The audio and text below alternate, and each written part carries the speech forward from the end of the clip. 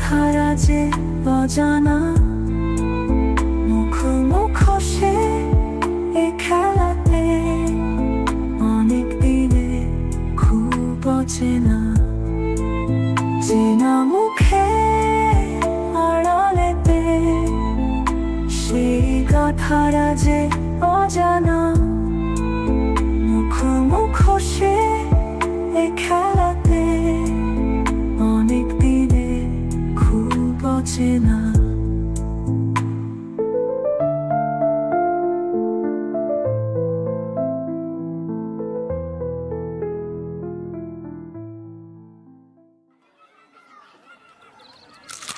এই নীল, আমার সাথে প্রেম করবি?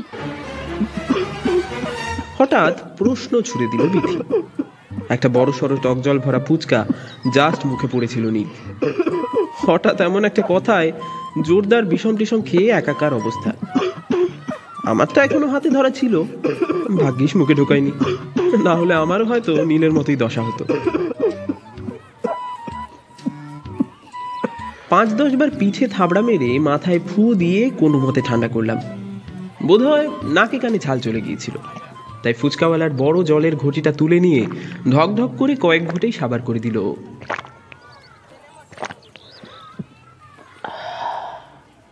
আড্ডা হচ্ছিল ডিস্ট্রিক্ট লাইব্রেরির সামনে সিঁড়ির চাতালটায়। উল্টো দিকে একটা বড় সড়ো মাঠ রয়েছে। বিকেলের দিকটায় বেশ জনসমাগম হয়, বাচ্চারা খেলাধুলা করে, বয়স্করা কেউ কেউ মাঠের ধারের সিমেন্টের বেঞ্চগুলোতে বসে পরনিন্দা আর পরচর্চা করেন। প্রেমিক প্রেমিকারা জোড়ায় আসে, তবে আর একটু বেলা পড়ে গেলে ওই সন্ধ্যের মুখে আলো আধারিতে। আমাদের তিনজনের অবশ্য উদ্দেশ্য একটাই, নির্ভেজাল আড্ডা। আমার আর বিথির বাড়ির খুব কাছেই জায়গাটা, নীলের অবশ্য একটু দূরে, ও সাইকেল নিয়ে আসে। আজ শনিবার তিনজনেই ফ্রি আছি বিকেলের দিকে, বা বলা ভালো ফ্রি রেখেছি। সপ্তাহের 1-2 দিন একটু মেন্টাল রিল্যাক্সেশন না পেলে বড্ড বোরিং লাগে। বিকেল 4টে কিংবা ওই 4:30 নাগাদ এক এক করে তিনজন এখানে এসে বসে পড়ি। আড্ডার সাথে চলতে থাকে টুকটাক পেট পুজো, আশেপাশে অজস্র মুখরোচক দ্রব্যের ছড়াছড়ি। শুধু একবার হাত তুলে ইশারা করলেই হয়। আমরা তিনজনেই আবার ফুচকার পোকা। আজও তাই এসেই তাড়াতাড়ি অর্ডার দিয়েছিলাম, বিথি খাবে না জানিয়ে দিল, তাই আমরা দুজনেই গপাগপ সাটাচ্ছিলাম। বিথি একটু দূরে সিঁড়ির শেষ ধাপটায় চুপচাপ বসে আমাদের খাওয়া দেখছিল। আজ আসা থেকেই একটু অন্যমনস্ক দেখছিলাম ওকে। হঠাৎই এই ছোটোখাটো বোমাটা ফাটালো। ইতিমধ্যে নীল একটু ধাতস্থ হয়েছে, বার কয়েক কেসে গলাটা সাফ করে নিল। ফুচকাওয়ালাকে পারিশ্রমিক দিয়ে বিদায় দিয়ে দিয়েছি। রুমাল দিয়ে হাত মুছতে মুছতে বিথির পাশে এসে বসলাম। ফার্স্ট প্রশ্নটা নীলই করলো। এই তোর কি হয়েছে বলতো? এবার আমি মুখ খুললাম। হ্যাঁ, কেমন বমকে আছিস দেখছি, ব্যাপারটা কি? ঠোঁট দুটো একটু ফাঁক করলো বিথি। কিছু না। কিছু না বললেই হলো? আসার থেকে দেখছি মুখটা বাংলার 5 থেকে 7 করে ফেলেছিস, আল তাল প্রশ্ন করছিস। এবার স্পষ্টতই নীলকে বিরক্ত লাগলো। বিকেলের কড়া রংটা ধীরে ধীরে নরম হয়ে আসছে। মাঠের বাচ্চা আর বুড়োরাও ক্রমশ 1-2 করে বাড়ির পথ ধরতে শুরু করেছে। মাঠের মাঝামাঝি ধুলোর একটা হালকা মেঘ জমেছিল, সেদিকেই তাকিয়েছিল বিথি। খানিক বাদে ছোটখাটো একটা দীর্ঘশ্বাস ফেলল। আমি একদম ভালো নেই রে। পকেট থেকে 3টে চুইংগাম বের করেছিলাম। একটা নীলকে দিয়েছি ইতিমধ্যে, আরেকটা বিথির দিকে বাড়িয়ে দিলাম। সে তো তোর মুখ দেখেই মালুম হচ্ছে, কিন্তু একটু ঝেড়ে না কাশলে কি হয়েছে বুঝবো কি করে? বিথি চুইংগামটা নিল, কিন্তু খেলো না। হাতে নিয়ে র্যাপারটা নাড়াচাড়া করতে লাগলো। শুভ, গত সপ্তাহে তোরা এসেছিলি এখানে? উত্তর দেওয়ার বদলে ও আরও একটা প্রশ্ন ছুড়ে দিল। যদিও প্রশ্নটা আমাকেই করা হয়েছে, তবু উত্তরটা চুইংগামের সাথে চিবিয়ে নীলই দিল। কোথায় আর এলাম, তোকে কল করতে আর্জেন্ট কাজ আছে বলে কাটিয়ে দিলি। কী সব নাকি গেস্ট আসবে বলেছিলি, তারপর শুভকে জানাতে ও বলল যে আজ আর জমবে না, তাই ক্যান্সেল করে দিতে। তারপর তো আমিও পড়াতে চলে গেলাম। সে কি রে, তুই কি টিউশনির ওভারটাইম করছিস নাকি ভাই? মানে শনি রবি তো সারাদিন ফ্রি থাকিস বলেই জানতাম। কপট বিস্ময়ের ভান করে ফোড়ন কাটলাম। প্রসঙ্গত উল্লেখ্য, নীল সপ্তাহে 2 দিন ওদের পাড়াতে একটা টিউশনি পড়ায়। সে বাড়ির কাকিমা ওকে অসাধারণ কিছু জলখাবারও বানিয়ে খাওয়ান। পেটুক নীল তাই মাঝে মধ্যেই 2 দিনের জায়গায় 3-4 দিনের ভলেন্টারি সার্ভিস দিয়ে থাকে। আরে বলিস না, সেদিন সকালে কাকুকে দেখেছিলাম বাজারে চিকেন কিমা কিনতে। ভাবলাম বিকেল বেলা গেলে কাকিমা হয়তো পকোড়া টকোড়া বানাতে পারেন, বুঝলি। তাই চান্সটা আর মিস করতে মন চাইলো না। লাভ পেটুক কোথাকার। আচ্ছা ভাই শোন না, মানে আমাকেও 2 একদিন ওখানে পড়ানোর চান্স একটু করে দে না। ওটি হচ্ছে না বাবা, এখানে আমার মনোপলি বিজনেস। আর কেউ এলে কোয়ালিটির মান পড়ে যাবে ভাই। নে নে, তোরা দুটো খেয়ে খেয়ে মর, আর এদিকে আমি ভেসে গেলাম। হঠাৎই ফোঁস করে উঠল বিথি। নীল আরো কিছু বলতে যাচ্ছিল, হয়তো বিথির কথায় থমকে গেল। তারপর ওর থুতনিটা একটু নেড়ে দিয়ে বলল, কেন চাঁদ, তোমার ঘরে কি অন্য কম পড়ে আছে? ইয়ার কি মারাটা ছাড়তো, আমি একটা সিরিয়াস প্রবলেমে পড়েছি। কি করব কিছুই বুঝতে পারছি না। আপাতত তোর হাতে যে গামটা আছে সেটার উদ্ধার কর, আর এসব ভ্যানতারা ট্যানতারা না ভেজে ঝটপট বলে ফেল দেখি কি হয়েছে। ওর কথার খেই ধরেই বললাম আমি। ধীরে সুস্থে র্যাপারটা ছিঁড়ে চুইংগামটা মুখে দিয়ে ফের কথা বলতে শুরু করলো বিথি। গত শনিবার আমার বাড়িতে কোনো গেস্ট আসেনি রে, কয়েকজন এসেছিল আমাকে দেখতে। এবার আর ছোট খাটো নয়, মনে হলো বেশ কয়েক ডজন বোমা ফাটলো বুঝি একসাথে। মানে মানে আর কি রে কারণ, দেখতে আসা মানে বুঝিস না? বিয়ের প্রস্তাব নিয়ে পাত্রপক্ষ এসেছিল কন্যাকে পছন্দ করতে। না না, মানে এখনই সবে তো কলেজ জয়েন করলাম, এখনই বিয়ের দেখা দেখি? কথাটা শুনে আমি এখনো ঠিকঠাক ধাতস্থ হতে পারিনি। মুখের ভেতরে গামটা কেমন যেন তেতো ঠেকতে লাগলো। বিথির ছোটখাটো ফর্সা মুখটা রাগে থমথম করছে। স্পষ্ট দেখতে পাচ্ছি ওর কান দুটো লাল হয়ে গেছে। তুই আগে বলিসনি তো আমাদের? নিজের কাছে নিজের গলাটাই বেশ ভারী শোনালো। কি বলবো, যে আমাকে সংসেজে এক ঘর লোকের সামনে ঢং করতে হয়েছিল? বলবো যে মায়ের ভারী বেনারসটা পরে হারমোনিয়াম নিয়ে ওই পঙ্গপালের দলের সামনে বসে গান গেয়ে শোনাতে হয়েছিল? কচমচ করে গামটা চেবাতে লাগলো বিথি। রেগে গেলে বিথি এমনই তরবর করে কথা বলতে শুরু করে। একবার শুরু হয়ে গেলে থামানো বড্ড মুশকিল। কিন্তু এখন আটকালাম না। অনেকদিন ধরেই মেঘ জমে ভারী হয়েছিল, একটু ঝেড়ে বৃষ্টি হওয়া দরকার, না হলে ওর মনের গুমোট ভাবটা কাটবে না। রাগের তোরে সেদিন ওকে আর কি সব অদ্ভুত কাজ করে যেতে হয়েছিল বলে যেতে লাগলো আমাদের। আর আমি ভাবতে লাগলাম এই গত 1 সপ্তাহে এমন একটা ব্রেকিং নিউজ কি করে চাপা ছিল। আমি, নীল আর বিথি সেই স্কুল টাইম থেকেই বন্ধু। প্রাইমারিতে একসঙ্গে ক্লাস ফ্রেন্ড হিসেবে পরিচিত হয়েছিলাম। এতগুলো বছরে সেটা বেস্ট ফ্রেন্ডের সীমিত সংখ্যায় এসে গিয়েছে। এইচএসের গণ্ডি পেরোনো হয়ে গেছে। আপাতত আমরা সকলেই এখন কলেজের চৌহদ্দিতে ঢুকে পড়েছি। আমি ম্যাথ অনার্স নিয়েছি আর বিথি কেমিস্ট্রি। নীল এবছর জয়েন্টে তেমন কিছু সুবিধা করতে পারেনি, তাই আগামী বছরের জন্য ফের প্রিপারেশন নিচ্ছে। অফ টাইমে 2-1টা টিউশনই পড়ায়, আর না হলে অন্তুর সাথে টাইম স্পেন্ড করে। অন্তু মানে অয়ন্তিকা, নীলের ওয়ান অ্যান্ড অনলি গার্লফ্রেন্ড। ভারী পজিটিভ মেয়ে, সব সময় নীলকে চোখে চোখে আগলে রাখে। তাই হয়তো বিথির ওই কথাতেই সেরকম খাবি খেয়েছিল।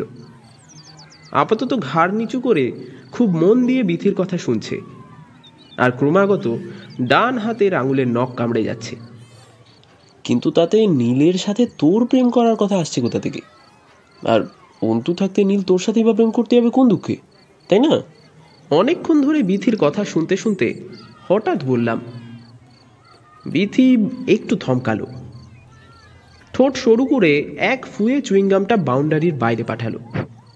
তারপর আমার দিকে ঘুরে চোখ দুটো বড় বড় করে বলল, ওরে হাদু, সত্যি সত্যি করতে বলেছি নাকি? জাস্ট কয়েকদিনের জন্য অ্যাক্টিং। অ্যাক্টিং? কিন্তু কেন? দূর, তোরা দুটো না, আরে আগে পুরোটা তো শুনবি ভালো করে, তারপরে তো কমেন্ট করবি। বিরক্ত হলো বিথি। আচ্ছা আচ্ছা মা জননী, আপনি আপনার ব্রত কথা সব স্তরে বর্ণনা করুন, আমরা খরচরে গলবস্ত্র হয়ে আপনার কথা শুনছি, বললাম আমি। ঘাসটা আমার ছাড়, এদিকে গলাটা শুকিয়ে গেছে। ওই আইসক্রিম আলাটাকে ডাকতো। পার্স থেকে একটা 100 টাকার নোট বের করতে করতে বলল বিথি, শঙ্করদা এদিকে এদিকে। আমাদের চেনা আইসক্রিমওয়ালাকে হাঁক দিলাম।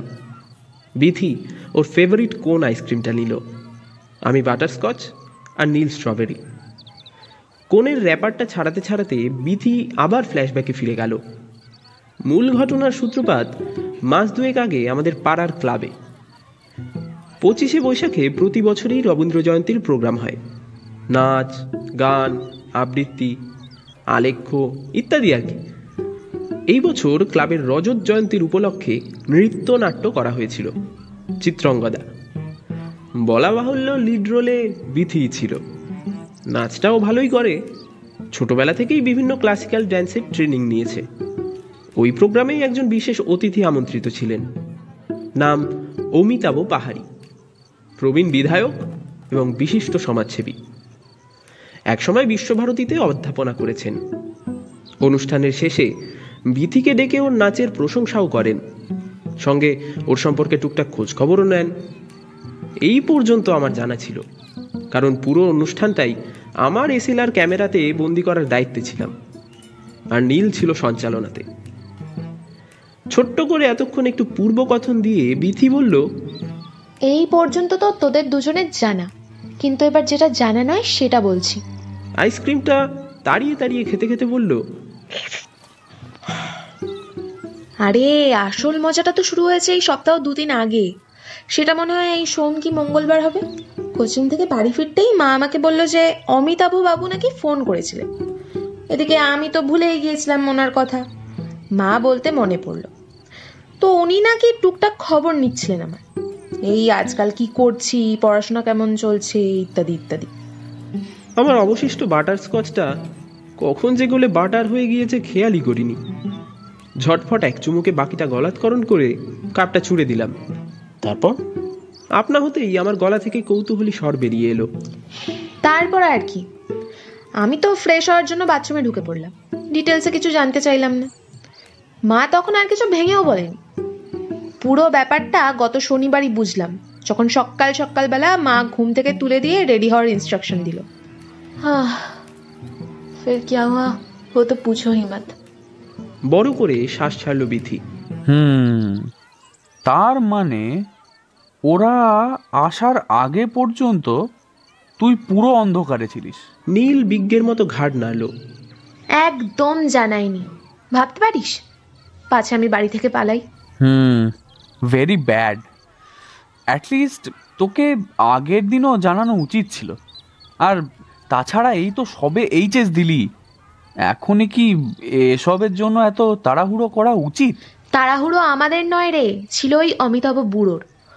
সেদিন ওরা চলে যেতেই মা বাবাকে চেপে ধরলাম। পুরোটা না জানা অবধি স্বস্তি হচ্ছিল না। আসলে ঘোটালাটা শুরু হয়েছে সেই রবীন্দ্র জয়ন্তীর প্রোগ্রামটা থেকেই। বুড়োর সেদিনই নাকি আমাকে খুব পছন্দ হয়ে গিয়েছিল। মানে? বিথি একটু থামতেই নীল আর্তনাদ করে উঠল। ছটাস করে ওর গায়ে একটা চাটি মারল বিথি। উজবুক কথাকার। আরে ওনার নিজের জন্য নাকি? ওর ছেলের জন্য। সেদিন তো প্রোগ্রাম শেষ হতেই তাড়াতাড়ি বাড়ি চলে গিয়েছিলেন। পরে নাকি আমাদের ক্লাব সেক্রেটারির কাছ থেকে আমার ছবি চেয়ে পাঠিয়েছিলেন। ওহো, তাই বোধহয় পরান্দা এমন হুড়োপাড়া করে আমার কাছ থেকে প্রোগ্রামের সব ছবিগুলো চেয়ে নিয়েছিল। বললাম দাঁড়াও, ছবিগুলো ভালো করে এডিট করে দিই। তো শেষ শোনে কার কথা, এখন মালুম হচ্ছে বাছাধনের আসল উদ্দেশ্য কি ছিল। আমি বললাম, হ্যাঁ সেই, তোর মতো ঘরশত্রু বিভীষণ থাকতে আমার আর কেই বা কি ক্ষতি করবে? জাস সালা, মানে আমি কি করে জানবো যে ব্যাটার ছেলে ওই ছবিগুলো নিয়ে তোর বিয়ের ঘটকালি করবে? হ্যাঁ, ঘটকালিই বটে। সেদিন ওই ছুঁচোটাও এসেছিল ওদের পেছন পেছন আমাদের বাড়ি চিনিয়ে দেওয়ার জন্য। আর কি বিগলিত হাসি! ইচ্ছে করছিল ওর পান খাওয়া অর্ধেক দাঁতগুলো ওইখানেই ভেঙে গুঁড়ো করে দিই। বিরক্তিতে মাথা ঝাঁকালো বিথি। পুরনো কাসুন্দি ছাড়, এখন কি পরিস্থিতি? তুই বাড়িতে জানিয়ে দিয়েছিস তো যে এখন যেন এসব বিয়ে টিয়ে নিয়ে মাতামাতি না করে? নীল পরামর্শ দিল। সেগুড়ে বালি, আমার আর কোনো কথাই বাড়িতে শুনছে না রে। আসলে ওদের তরফ থেকে আমাকে নাকি খুব পছন্দ। পাত্র MBA, এখন আমেদাবাদে একটা বড় MNC-তে জব করছে। তবে খুব শিগগিরই নাকি অস্ট্রেলিয়া চলে যাবেন মহাশয়। আর ওদের বাড়ি থেকেও চাইছে ফরেন যাওয়ার আগেই যেন ছেলের গলায় বিয়ের মালাটা ঝুলিয়ে দিতে পারে। রুমালটা বের করে হাত মুছলো বিথি। ইনফ্যাক্ট এমন অফারও দিয়েছে যাতে আমি আমার গ্র্যাজুয়েশন থেকে হায়ার স্টাডিজ সব মেলবোর্ন থেকে করতে পারি। কত বড় টোপ বুঝতে পেরেছিস? বাপই তো তাও একটু ম্যানেজেবল, কিন্তু মা, বাপরে বাপ, জবের থেকে এসব কথা শুনেছে দুবেলা শুধু বুনু বুনু করে আমার মাথা চিবিয়ে খাচ্ছে। এখন তো আবার মা বাড়ির লোকেদেরকেও ফিট করেছে। এই সকালবেলা ধরে নেই আমার ছোট মাসি ফোন করছে, তো সন্ধ্যেবেলা বড় মামা। আমার জীবনটা একেবারে অতিষ্ঠ করে ছাড়লো ভগবান। ছেলেকে দেখেছিস? আমি জানতে চাইলাম। ছবি দেখেছি, তবে খুব শিগগিরই মনে হয় সশরীরে দেখা করানোর চক্রান্ত চলছে। কি করবি এখন? কি করে কাটাবি কিছু ভেবেছিস? নীলের গলাটা বেশ ভারী ভারী শোনালো। জানি না রে, কিচ্ছু জানি না। উদ্ভট উদ্ভট সব আইডিয়া আসছে আমার মাথায় এখন। একবার ভাবছি বাড়ি থেকে পালিয়ে যাই, একবার ভাবছি সব ভেঙে চুরি। বিথির গলা থেকে একটা হতাশা ঝরে পড়লো। প্রেম করবি না কি একটা বললি তখন? আমি এখনো সেই কথাটা ভুলতে পারছিলাম না। তাও আর এতদিনে করে উঠতে পারলাম কই বল?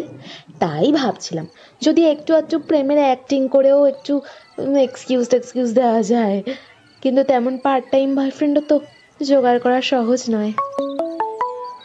কথা বলতে বলতেই বিথির মোবাইলটা সশব্দে বেজে উঠল। ফোন রিসিভ করে বার দুয়েক হুঁ হাঁ বলে লাইনটা কেটে দিল। আজকাল বেশিক্ষণ বাইরে থাকলেও ঘড়ি ঘড়ি ফোন করে খোঁজ নেয়। লাইফটা একদম জঞ্জাল হয়ে গেছে মাইরি। নাক কোচকালো বিথি। এখন উঠতে হবে রে, মা ডাকছে। কি সব শাড়ি টাড়ি কিনতে যেতে হবে, ভালো লাগে না ধুস। আমাদেরও আর বেকার বসে থাকার মানে হয় না। তিনজনেই উঠে পড়লাম। সামনের মাঠটাও প্রায় ফাঁকা হয়ে এসেছে। বৈকালিক ভ্রমণ সেরে দাদু দিদারাও বাড়ির পথ ধরেছেন। দেখ, তুই এত আপসেট হোস না, আমরা তো আছি। দরকার হলে তোর বাড়ি গিয়ে কাকু কাকিমাকে বুঝিয়ে আসবো। বিথির একটা হাত জড়িয়ে ধরে বলল নীল। দেখ যদি কিছু করতে পারিস, আমার তো আর কিচ্ছু মাথায় আসছে না। খানিক থেমে বিথি বলল, আমি একটু বড় বাজারের মুখটায় ছেড়ে দিতে পারিস? মাও বাজারের দিকেই আসছে বললো। হ্যাঁ হ্যাঁ, চল উঠে পড়।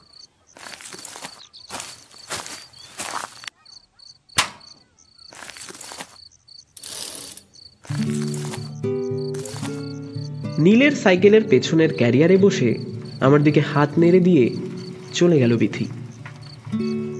অন্যদিন দুজনে একসাথে হেঁটে পাড়ায় ফিরি, আজ হঠাৎ কেমন যেন একা লাগলো নিজেকে। বিকেলের শেষ আলোখানিও সন্ধ্যের হাত ধরে ঝুপ করে কেমন যেন ভ্যানিশ হয়ে গেল।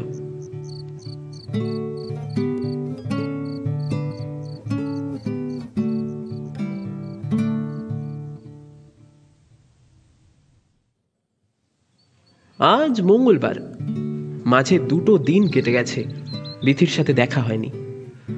তবে ফোনে বার কয়েক কথা হয়েছে, কিন্তু ওর বিয়ের প্রসঙ্গ নিয়ে নিজে থেকে কোনো কথা বলেনি। আর আমিও সাহস করে কিছু জিজ্ঞেস করতে পারিনি।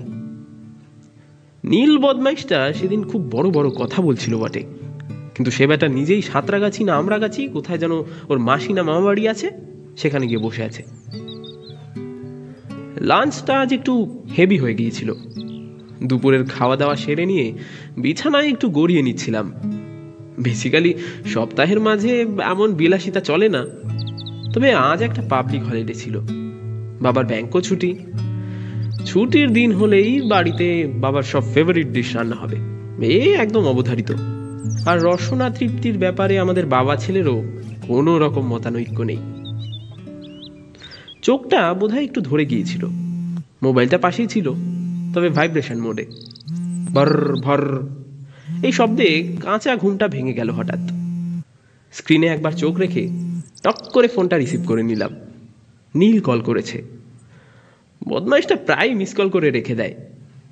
ভারী গলায় বললাম, বল। এই ছুচো, কুম্ভকর্ণ একটা, ভর দুপুরে পড়ে পড়ে ঘুমোচ্ছিস। এদিকে কখন থেকে কল করে যাচ্ছি, তোলার নামই নেই। কুম্ভকর্ণের সাথে ছুটোটা যায় না গাড়ল, উদাহরণটা ঠিক কর। কুম্ভকর্ণ বলছি কি আর সাধে? এদিকে যে লঙ্কা কাণ্ড বেঁধে গেছে তোদের পাড়াতে।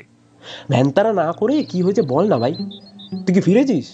না, ফিরিনি এখনো, তবে যা পরিস্থিতি তাতে আজ বিকেলেই বাড়ি যাচ্ছি। কেন, কি হয়েছে? মানে কোথায় আগুন লাগলো যে তুই মগে করে জল ঢালতে আসছিস? আরে ইয়ার কি ছাড়, যে অবস্থায় আছিস উঠে এক্ষুনি বিথিদের বাড়ি দৌড় মার। কেস জন্ডিস একেবারে। মুনু এই মাত্র ফোন করেছিল আমাকে, তোকেও করেছিল আগে, কিন্তু তুই তো শালা ঘুমিয়ে কাদা হয়েছিলি। মুনু বিথির ছোট বোন। তরাক করে উঠে বসলাম, বুকটা ধক ধক করছিল আমার। কি কি কি কি হয়েছে? আজ সেই বর বাবাজিদের বিথিকে দেখতে আসার কথা ছিল। তাই নাকি? মানে আজই? জানতাম না তো। তুই আর জানবি কি করে হাঁদা? তোর লেজে আগুন লাগলেও টের পাবি না। বাট তো কি হয়েছে বল, মানে এসেছিল ওরা? আর আশা, এদিকে বিথি তো সকাল থেকে ঘরময় তাণ্ডব করে বেড়াচ্ছে। আধ ঘন্টা হলো ঘরে ঢুকে দরজা বন্ধ করে বসে আছে, ডাকলে সাড়াও দিচ্ছে না। পুলিশ কি রে ভাই? ছাড় ছাড়, এখন রাখছি বুঝলি। ফোনটা ছেড়ে একটা টি শার্ট গলাতে গলাতে বিথির বাড়ির দিকে দৌড় মারলাম। আগেই বলেছি, বিথি আর আমি একই পাড়ার বাসিন্দা। আমাদের বাড়ি থেকে ওদের ফ্ল্যাট মাত্র মিনিট দুয়েকের রাস্তা। আমি প্রায় হাফ দৌড়িয়ে হাফ লাফিয়ে হাফ মিনিটেই ওদের ফ্ল্যাটের সামনে পৌঁছে গেলাম।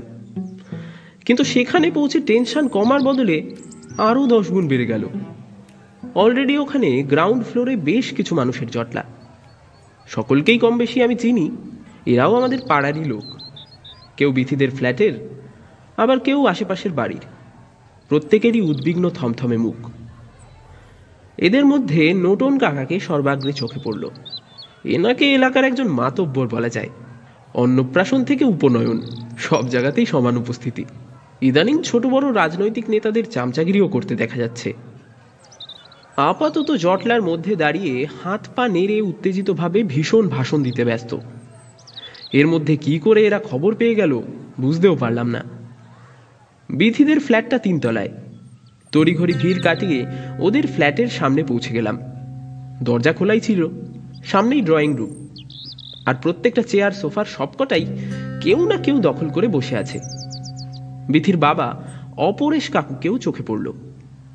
তিনি এক কোণে তুম্ব মুখে চুপ করে বসে আছেন। ঘরে মৃদু স্বরে 2-1 পরস্পরের সাথে কথা বলে চলেছে, বাকিরা চুপচাপ। কেমন যেন থমথমে গুরুগম্ভীর পরিবেশ। বিথির মা বা বোন কাউকে সামনে দেখতে পেলাম না। ড্রয়িং রুমের বিপরীতে 3টে বেডরুম, একটা কাকু কাকিমার, একটাতে বিথি আর ওর বোন থেকে। একদম কোণের ছোট রুমটা সম্ভবত গেস্টদের জন্য বরাদ্দ। ওই রুমের দরজাই কেবল বন্ধ দেখলাম। সেই দিকেই যাব কিনা ভাবছিলাম, এমন সময় মাঝের রুমটা থেকে মুনুকে মোবাইল হাতে বেরিয়ে আসতে দেখলাম। বোধহয় কাউকে ফোন লাগাতে যাচ্ছিল। আমাকে সামনে দেখেই ঝটপট এগিয়ে এলো। এই শুভদা, আরে তুমি এতক্ষণ কোথায় ছিলে বলো তো? কখন থেকে তোমাকে ট্রাই করে যাচ্ছি। দাঁত চেপে মৃদু গলায় ধমক দিল আমাকে। ওর উস্কো খুস্কো চুল আর কপালে বিন্দু বিন্দু ঘামের ফোঁটায় ভেতরের চাপা টেনশনটা ফুটে উঠছিল। বিথি কোথায়?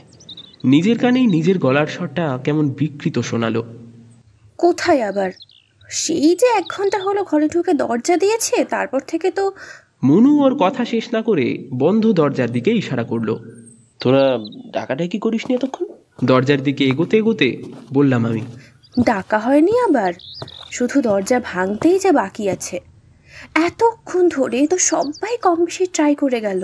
ও কি একেবারেই সারা শব্দ করছে না? আধ ঘন্টা আগেও করছিল, বলছিল ওকে যেন কেউ ডিস্টার্ব না করে একদম। তাহলে এত চিন্তার কি আছে? মানে একাই তো থাকতে চাইছে কিছুক্ষণ। না না, সমস্যাটা অন্য জায়গায়। মনে হয় চেঁচামেচির আওয়াজ পেয়ে খানিক আগে নতুন কাকা এসেছিল। ও এই পাশেই থাকে। উনি আবার পাকামি করে দিদিকে ভয় দেখিয়ে দরজা খুলতে বলেছিল। ব্যাস, তখনই বলল যে বেশি বাড়াবাড়ি করলে কিন্তু সুইসাইড করবে। তারপরেই হয়ে গেল। নতুন কাকাকে তো জানোই, তিলকে তাল করার এক্সপার্ট। মাঝখান থেকে কোথা দিয়ে সারাটা পাড়া জেরে গেল। এক গাদা লোকজন এসে এখন কি বিশ্রী কাণ্ড। মা তো টেনশনের চোটে পাশের ঘরে বিছানা নিয়েছে, বাবাও আর এদিকে ঘেঁষেনি। কিন্তু ঝামেলাটা হঠাৎ করে পাকালো কি করে? হ্যাঁ হ্যাঁ সব বলছি, কিন্তু তুমি তার আগে একটু নক করে দেখো না, যদি তোমার ডাকে সাড়া দেয়। মনুর গলায় আকুতি। ওকে ডাকবো কি? আমার নিজেরই তো পেটের ভেতরটা কেমন খালি খালি লাগছে। যাই হোক, গলা ছেড়ে আঙুল দিয়ে দরজায় মৃদু টোকা মেরে শুধু বললাম, বিথি, এই বিথি। দরজা খুলতে বলার সাহসটা অবশ্য আমার প্রথমেই এলো না। খানিকক্ষণ কোনো সাড়া শব্দ নেই। কান খাড়া করে দুজনেই চুপচাপ বাইরে দাঁড়িয়ে রইলাম। বুকের মধ্যে কেমন যেন দমকলের ইঞ্জিন ছোটাছুটি করছে। বিথি ঠিক আছে তো ভেতরে? মনুর উদ্বিগ্ন চোখের দিকে তাকিয়ে দরজায় আরেকবার টোকা দিলাম। বিথি, আমি শুভ। এবারেও কোনো সাড়া শব্দ নেই। আমার হাত পায়ের চেটোগুলো বেশ ঘামতে শুরু করেছে এবার। দরজায় আরেকবার নক করবো কিনা ইতস্তত করছি, এমন সময় প্যাক প্যাক করে আমার মোবাইলে একটা মেসেজ এলো। তড়িঘড়ি ইনবক্সটা চেক করলাম। বিথি পাঠিয়েছে এইমাত্র। হারাম জাদা, এতক্ষণের সময় হলো আমার খবর নেওয়ার? কি দেখতে এসেছিস? বেঁচে আছি না একটা এসে গেছি? দূর হয়ে যা। ভাষা রীতিমতো অগ্নিগর্ভ, তবে বিথি যে ভেতরে ঠিকঠাক আছে এটা বুঝতে পেরে বুকটা বেশ হালকা হয়ে গেল নিমেষে। মেসেজটা মনুকে দেখিয়ে ওকে ইশারা করে ওখান থেকে পাশের ঘরে চলে এলাম। আপাতত বিথিকে আর ঘাটিয়ে লাভ নেই, ওর মাথাটা ঠান্ডা হোক আগে। মনুর সাথে পাশের ঘরে বসে দ্রুত ফ্ল্যাশব্যাকটা জেনে নিলাম। নীলের থেকে অলরেডি জেনেছিলাম যে আজ পাত্রপক্ষের বিথিকে দ্বিতীয় প্রস্থ দেখতে আসার কথা ছিল। যথারীতি এবারও ওকে আগে থেকে আসার খবর দেওয়া হয়নি। সকালে যখন কোচিংয়ের জন্য রেডি হচ্ছিল তখনই জানতে পারে। ব্যাস, তারপর থেকেই ঘন্টায় ঘন্টায় ডেলি সোপের পর্ব চলতে থাকে। প্রথমে অনুরোধ উপরোধ, তারপর প্রবল তর্কাতর্কি। রাগের চোটে একটা ফ্লাওয়ার ভাস ভেঙে দেয় বিথি। তারপরেই দুম করে ফোন করে বসে অমিতাভ বাবুকে। ওনারা তখন সম্ভবত মাঝ রাস্তায়। ওনাদের ফোন করে সরাসরি ফিরে যেতে বলে। ঠিক তখনই অপরেশ কাকু জীবনে যা কখনো করেননি তাই করে বসেন। রাগের মাথায় বিথিকে সপাটে একটা থাপ্পড় মেরে ফোনটা ছিনিয়ে নেন।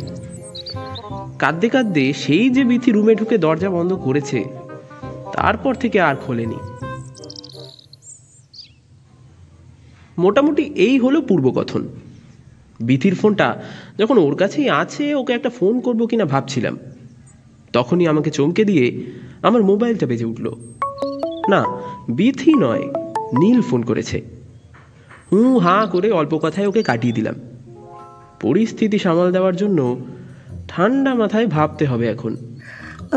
শুভদা, বলছি যে তুমি একটু বসো, বুঝলে? আমি একটু মাকে জানিয়ে দিয়ে আসি যে দিদি ঠিক আছে, এখন তোমার সাথে এক্ষুনি কথা হয়েছে। না হলে চিন্তায় চিন্তায় প্রেশার টেশার বাড়িয়ে একাকার কাণ্ড করে বসে থাকবে। এই বলে মনু দ্রুত পাশের ঘরে চলে গেল। আমি চুপচাপ বসে ভাবতে লাগলাম। ড্রয়িং রুমে আরও কিছু লোকজন এসেছে বলেই মনে হচ্ছে। মৃদু গুঞ্জনটা ক্রমেই কোলাহলে পরিণত হয়েছে, কিন্তু এতে কাজের কাজ কিছুই হবে না। অধিক সন্ন্যাসীতে কেবল গাজন নষ্ট। ভাবতে ভাবতে এদিক ওদিক তাকাচ্ছিলাম। এই ঘরেই ওরা দুই বোন থাকে। ঘরে খাট ছাড়াও একটা ছোট আলমারি রয়েছে। বিস্তর প্রসাধনী সহ একটা ড্রেসিং টেবিলও আছে তার পাশে। দেওয়ালে টাঙানো কয়েকটা সুদৃশ্য ছবির পাশে টাঙানো রয়েছে এই বছরের ক্যালেন্ডার। তাতে বাবা লোকনাথের ছবি সহ ওনার বিখ্যাত উদ্ধৃতি, রণে বনে জলে জঙ্গলে যেখানেই বিপদে পড়িবে আমায় স্মরণ করিও, আমি তোমায় রক্ষা করিব। সেই দিকে তাকিয়ে থাকতে থাকতে হঠাৎ বিদ্যুৎ ঝলকের মতো মাথায় যেন একটা ভাবনা খেলে গেল। মোবাইলটা আমার হাতেই ছিল। টকাটক কন্ট্যাক্ট লিস্ট খুলে একটা নাম্বার ডায়াল করলাম।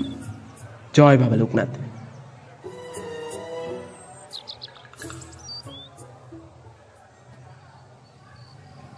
মিনিট পাঁচেকের মধ্যেই পাড়ার মোড়ের মাথা থেকে আমার পরিচিত একটা বাইকের ভটভট আওয়াজ পেলাম।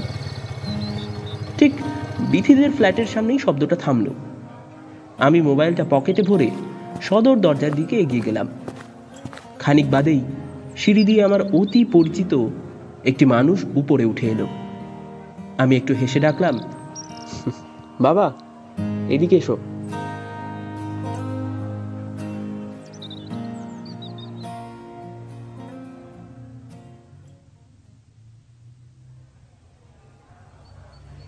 ঘড়ির কাঁটা বিকেল 4টে ছুঁই ছুঁই। আমার পেছন পেছন বাবা ফ্ল্যাটের ভেতরে এসে ঢুকলেন। বৈঠকখানায় তখন যেন একটা ছোটোখাটো বিধানসভার অধিবেশন চলছে। কেন্দ্রে স্পিকারের মতো বসে আছেন বিথির বাবা অপরেশ কাকু। নোটন কাকা ইতিমধ্যে নিচ থেকে ফের সভা গরম করতে উপরে উঠে এসেছেন। আমাদের ক্লাব সেক্রেটারি পরান্দাকেও চোখে পড়ল। ঘরে ঢুকেই খুব মন দিয়ে চারিপাশের পরিবেশটা বাবা একবার ভালো করে দেখে নিলেন। ওনার মুখ আর দুই ভুরুর পজিশন দেখেই বুঝতে পারলাম মনে মনে বেশ বিরক্তই হয়েছেন। তারপর সোজা সোফায় বসা অপরেশ কাকুর দিকে এগিয়ে গেলেন। লোকনাথদা, আপনি? বাবাকে সামনে দেখে অপরেশ কাকু সোফা ছেড়ে উঠে দাঁড়ালেন। সমবেত ব্যক্তিবর্গরাও চুপ করে গিয়েছেন। এসব কি হচ্ছে অপরেশ? দেখুন না, হঠাৎ করে কি সব। কথাটা শেষ করতে পারলেন না কাকু।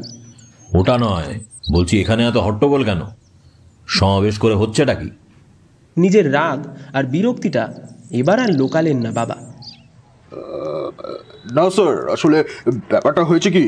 নোটন কাকা হঠাৎ মাঝখান থেকে ওনার স্বভাবসিদ্ধ নাকখানা গলিয়ে ফেললেন। এটা অ্যাসেম্বলি নয় নোটন, সব জায়গায় বিক্ষোভের ঝান্ডা ওড়ানোর কোনো প্রয়োজন নেই। এক ঝটকায় ওর উৎসাহে জল ঢেলে দিলেন বাবা। এটা একটা পারিবারিক সমস্যা, এটাকে ইস্যু করে খামোখা কেওস করো না। এখানে ছোট করে কিছু প্রয়োজনীয় তথ্য দিয়ে রাখা ভালো। আমার বাবা যদিও বর্তমানে ব্যাংকে চাকরি করেন, তবে তার আগে দীর্ঘ সময় থেকেই এই অঞ্চলে ম্যাথসের টিচার হিসাবে খুব জনপ্রিয়। এখন রেগুলার টিউশনি না করলেও প্রতি রবিবার করে জয়েন্টের স্পেশাল কোচিং করান। লোকনাথ স্যার হিসাবে সবাই যেমন ওনাকে এক ডাকে চেনে, তেমন মানেও। শুধু ভালো টিচার হিসেবেই নয়, বাবার গুরুগম্ভীর মেজাজ আর মোরালিটির জন্য। এছাড়াও আঞ্চলিক রাজনীতির সাথে একটু সূক্ষ্ম যোগাযোগ আছে ওনার। আর পড়ান, তুই কি করছিস এখানে? তোর না আজ কৃষ্ণর বাড়ি রেশন ধরতে যাওয়ার কথা? কৃষ্ণপদও বাবার বন্ধু। বাবা এতক্ষণ ওদের বাড়িতেই ছিলেন। ছুটি ছাটার দিন পেলে দুজনে একসাথে দাবা খেলতে বসে যান। হ্যাঁ মানে স্যার, আমি তো ওইদিকেই যাচ্ছিলাম, ভিড় দেখে এখানে। আমতা আমতা করে দরজার বাইরের দিকে দৌড় দিল পরান্দা। চোখের সামনে নতুন কাকার স্ট্যাম্প পড়ে যেতে দেখেছে। এবার আর দাঁড়িয়ে থাকার রিস্ক নেয়। মিনিট খানেকের মধ্যেই ডাইনিং হল একেবারে ফাঁকা হয়ে গেল। বেজার মুখে নিজের সাঙ্গপাঙ্গ নিয়ে নীরবে ওয়াকআউট করলেন নোটন কাকা। বাবার গলা পেয়ে এতক্ষণে পাশের ঘর থেকে বিথির মা আর বোন বেরিয়ে এসেছেন। কাকিমার চোখ মুখ দেখলাম ভীষণ থমথম করছে। বিথি কোথায়? এতক্ষণে আমার দিকে ঘুরে বাবা জানতে চাইলেন। আমি হাত তুলে কোণের বন্ধ দরজাটা দেখিয়ে দিলাম। মৃদু স্বরে কাকিমা বললেন, স্যার, আপনি যদি একবার একটু চেষ্টা করে দেখেন। নীরবে ঘাড় নেড়ে দরজার দিকে এগিয়ে গেলেন বাবা। একবার টোকা মেরে বললেন, বিথি, আমি স্যার, দরজাটা খোলো। একবারের বেশি দুবার নক করতে হলো না। আমাদের অবাক করে দিয়ে দরজাটা ভেতর থেকে খুলে গেল। যদিও বিথিকে দেখতে পেলাম না। আমাদের দিকে হাত তুলে বাইরেই থাকতে ইশারা করে বাবা। তারপর একাই ঢুকে গেলেন।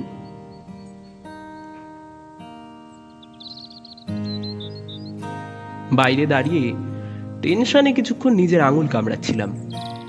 খানিক বাদেই অবশ্য বাবার জলদগম্ভীর স্বরে ভিতরে আমার ডাক পড়ল। পা টিপে ঢুকলাম ঘরের মধ্যে। এটাকে ছোটখাটো স্টোর রুমও বলা যেতে পারে। রাজ্যের জিনিসপত্র একদিকে ডাই করা আছে, পাশেই একটা ছোট লাল চেয়ার, যেখানে এখন বাবা বসে আছেন। উল্টো দিকের জানলার গড়ার ধরে দাঁড়িয়ে আছে বিথি, খোলা চুল, দৃষ্টি বাইরের দিকে। তাই আর ওর মুখটা দেখতে পেলাম না। বাবা সংক্ষেপে নির্দেশ দিলেন, বিথির মাকে বল আমার জন্যে কড়া করে একটু চা বানাতে, আর ওর জন্য ভারী কিছু জল খাবার। সকাল থেকে তো কিছুই খাইনি। আমি বিথিকে দেখছিলাম। চুপচাপ দাঁড়িয়ে রয়েছে মেয়েটা। ফ্যানের হাওয়ায় একটু একটু করে উড়ছে ওর খোলা চুলগুলো। আমি ঘরে ঢোকার পরেও একবারের জন্যও কিন্তু আমার দিকে তাকায়নি। একবার ওর সাথে কথা বলতে ইচ্ছে করছিল আমার, কিন্তু ওকে ডাকতে সাহস হলো না। আমার মনের ভাব আন্দাজ করেই হয়তো বাবা বলে উঠলেন, বিধি ঠিক আছে, তুই যা, পরে কথা বলিস।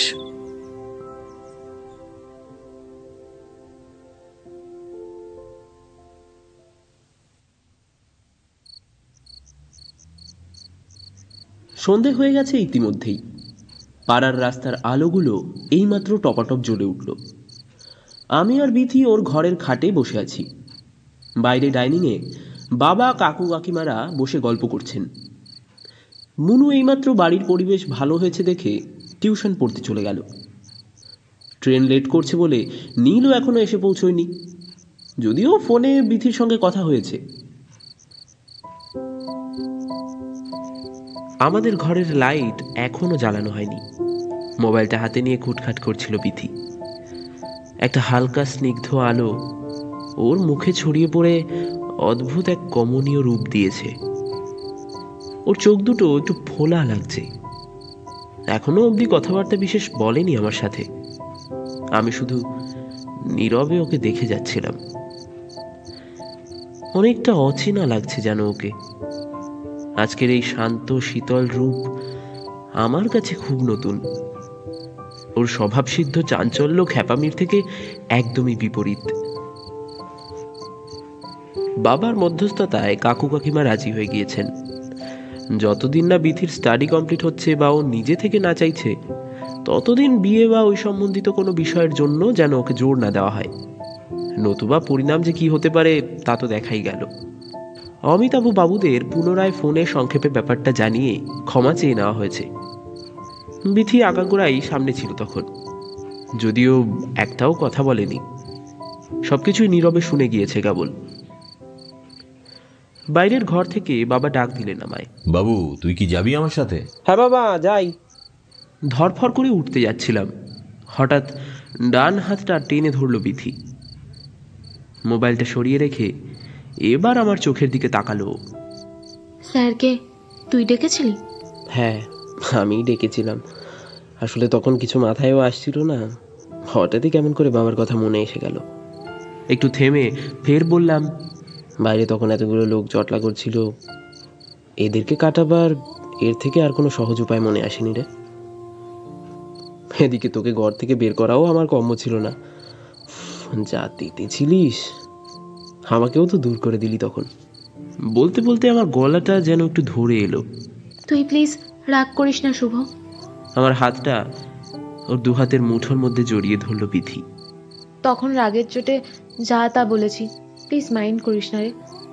একে এই সিচুয়েশন, তার উপর বাইরে এক পাল অপগণ্ড। স্যারকে ডেকে ভালোই করেছিলিস। স্যার যদি ওদের না ভাগাতেন, আজকে হয়তো আর দরজাই খুলতাম না। ওর হাতের উষ্ণতায় একটা স্পর্শ ছিল। বিশেষ কিছু একটা বলতে গিয়েও বলতে পারলাম না।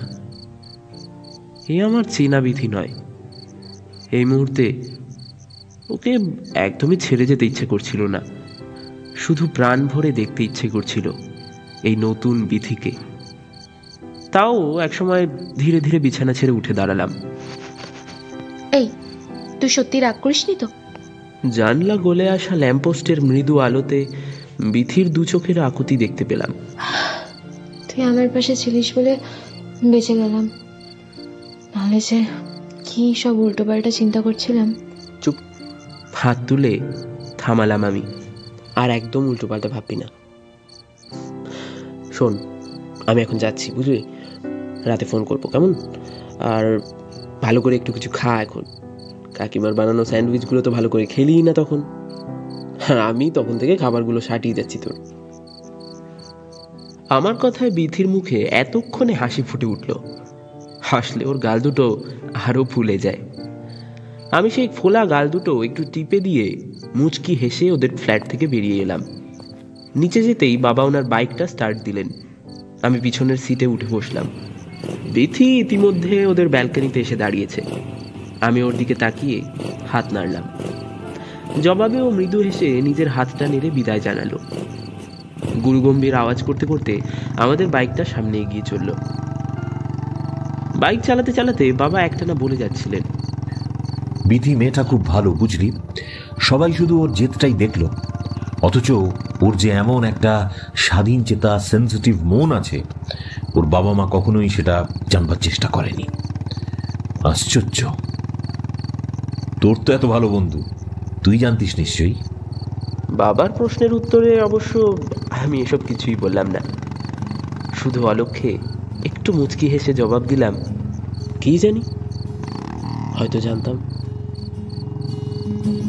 আসমানি পালকে রাখি তাকে বেনাম লোকে, তার নাম লিখি চোখের ভাষাতে, কেন সে ছুঁয়ে দিল মন,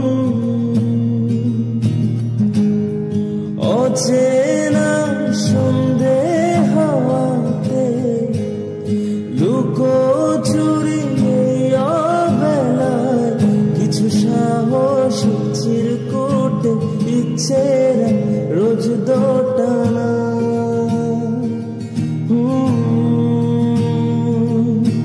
বলবে কি রাত জাগা খোলা যে স্বপ্ন হারা, আসমানি পালকে রাখি তাকে বেনাম লোকে, তার নাম লিখি চোখের ভাষাতে,